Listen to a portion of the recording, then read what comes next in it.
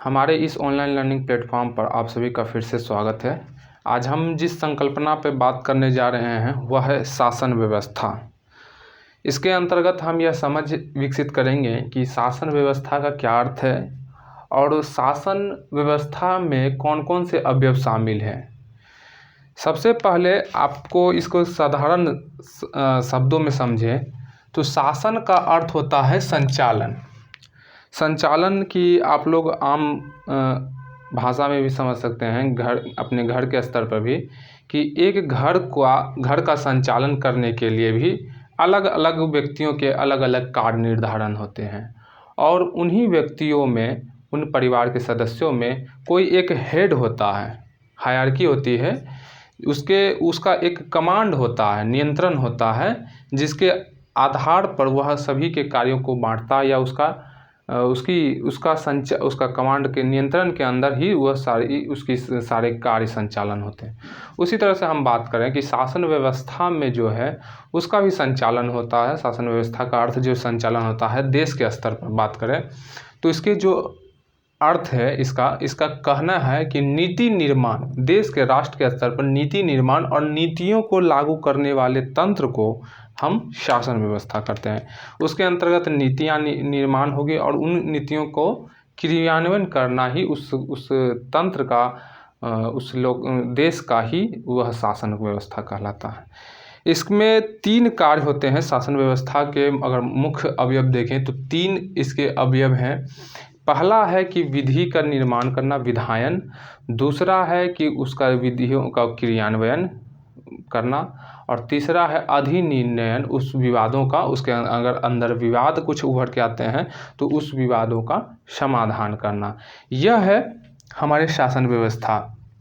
अब बात करें कि अगर कोई भी नीति बनाई जा रही है तो उस नीति को अगर कानून का दर्जा दिया जाना है तब वह संसद से पारित होगी राष्ट्र के स्तर पर। अगर राष्ट्र के स्तर पर वह संसद से पारित हो जाती तो वह राष्ट्रव्यापी कानून बन जाएगा और अगर किसी राज्य क्षेत्र के अंतर्गत अगर वह नियम पारित हो जाता है तो उस राज्य के अंतर्गत वह कानून लागू हो जाएगा। लेकिन इसका कहने का अर्थ है कि अगर वह नियम पारित नहीं होता है तो वह कानून नहीं बनता। इसका मतलब नीतियाँ सदैव कानून होगी या सदैव बाध्यकारी होगी, ऐसा कोई आवश्यक नहीं है। तो फिर उन नीतियों का निर्माण कौन करता है? तो सरकारें, हम जानते हैं कि हर राष्ट्र की, हर राज्य के स्तर पर सरकारें होती हैं और उन सरकारें उनकी अपने राष्ट्र में, अपने क्षेत्र में नीतियों का वह नीतियाँ बनाती हैं। जैसे आयुष्मान भारत की बात कर ले या कोई भी ऐसी इन जनरल नीतियाँ बना लें तो वह बाध्यकारी तो नहीं, लेकिन वह कानून नहीं होती है और वह नीति एक होती है। तो उसी के अर्थ में बात करें कि सरकारें क्यों नीतियाँ बनाती हैं, किसी भी राष्ट्र की नीतियाँ बनाने का मुख्य उद्देश्य क्या होता है।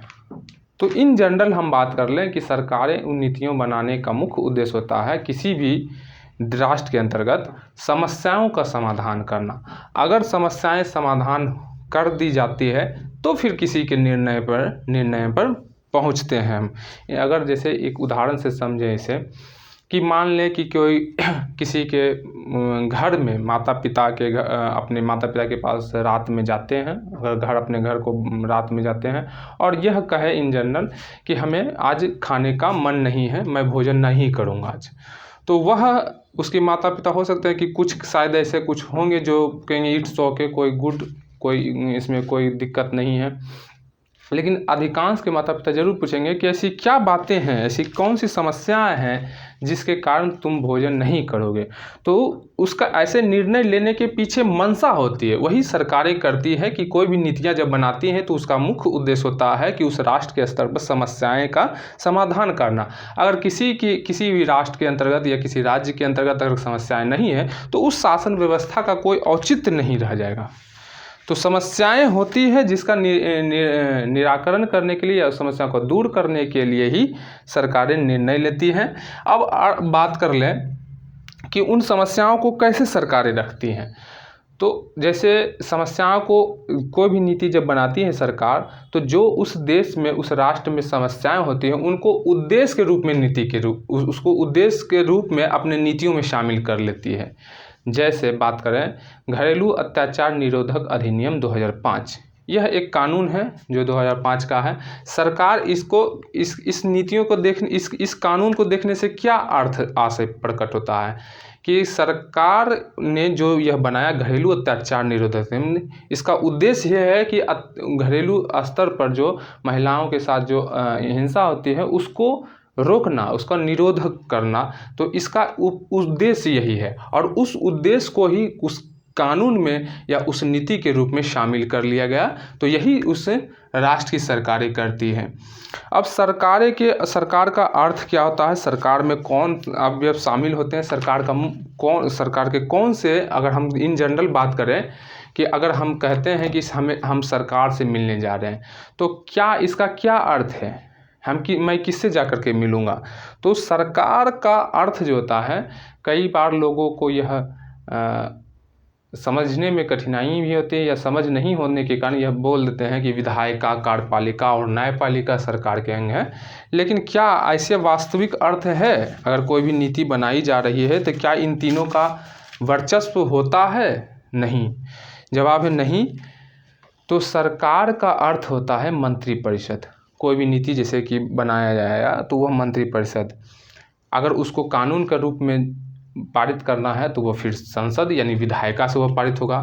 तो और अगर उस कानून में कोई दिक्कतें आ रही, कोई विवाद है तो उसके निरस्तीकरण पर भी निर्णय जो है वो न्यायालय लेती है। तो इसका मतलब ये तीनों अलग अलग स्वरूप है। कार्यपालिका के ही अंतर्गत एक मंत्रिपरिषद आता है जो है एक अवयव है मंत्रिपरिषद जो सरकार के अर्थ में शामिल होता है। अब सरकार का मुख्य कार्य क्या है, सरकार क्या करती है? तो सरकार का जानते हैं सामान्य कार्य है सीमा सुरक्षा करना, संघर्ष का निवारण करना, आर्थिक विकास करना, समाज का कल्याण करना, यह उसके सामान्य कार्य हैं। अगर विशिष्ट कार्य की बात कर लें तो उसके नियामकीय कार्य हैं, सेवा प्रदान करने वाले कार्य हैं और विकास के भी कार्य हैं। तो यह जो है उसके विशिष्ट कार्य हैं। नियामकीय कार्य कहने का अर्थ है कि जो विधि जो नियमन करती है, जो कंट्रोल रेगुलेटर करती है, वह कैसे करती है। तो उसके दो आधार हैं, एक है संवैधानिक आधार, उसके दो हैं। एक है विधि बनाने से कि सरकार किस आधार से या उसकी किस वैधानिकता से वह विधि बनाती है, और उसका जो किसी व्यक्ति के अधिकारों का संरक्षण जो होता है वह मूल संरक्षण किसी व्यक्ति का किस अधिकार का संरक्षण करती है। तो अनुच्छेद 245 बात कर ले और अनुच्छेद 246 यह उसके विधि बनाने से संबंधित अधिकार है जो सरकार को वैधानिकता भी प्रदान करता है और प्राधिकार भी प्रदान करता है। कैसे? तो अनुच्छेद 245 यह कहता है कि भारत का जो राज्य क्षेत्र है वह जो राज्य क्षेत्र भारत के संसद भारत के राज्य क्षेत्र या उसके किसी भाग में और राज्य अपने राज्य क्षेत्र या उसके किसी भाग के लिए विधि बना सकती है। तो राज्य अपने भाग के लिए और संसद भारत के राज्य क्षेत्र के और उसके किसी भाग के लिए। इसका मतलब क्या है, इसको समझे कि यह भारत है, इसके अंतर्गत एक स्टेट है, यह स्टेट है और ये यूनियन है। तो यह जो है यूनियन भारत का, यह इस स्टेट भी इसी के अंतर्गत क्षेत्र आता है और यह तो यूनियन का संघ का तो क्षेत्र है ही।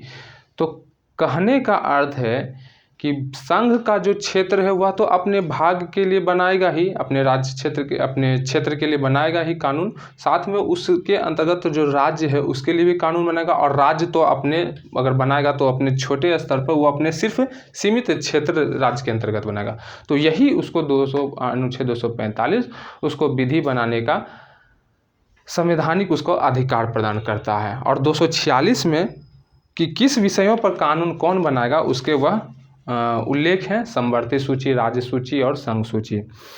यही सरकार के नियामकीय शक्ति का आधार है। और अधिकार संरक्षण में बात करें कि किसी व्यक्ति के जो अधिकार का मूल रूप से किस अधिकार का संरक्षण करना सरकार का नियामकीय कार्य है, तो वह अनुच्छेद 19 जो है फ्रीडम ऑफ स्पीच, अभिव्यक्ति की स्वतंत्रता जो है वह और एक्सप्रेशन, फ्रीडम ऑफ स्पीच, बोलने की स्वतंत्रता और एक्सप्रेस, उसको अभिव्यक्त करने की स्वतंत्रता जो है वह उसका मूल, उसका एक अवयव है जो उस सरकार उस अधिकार का रक्षा करती है।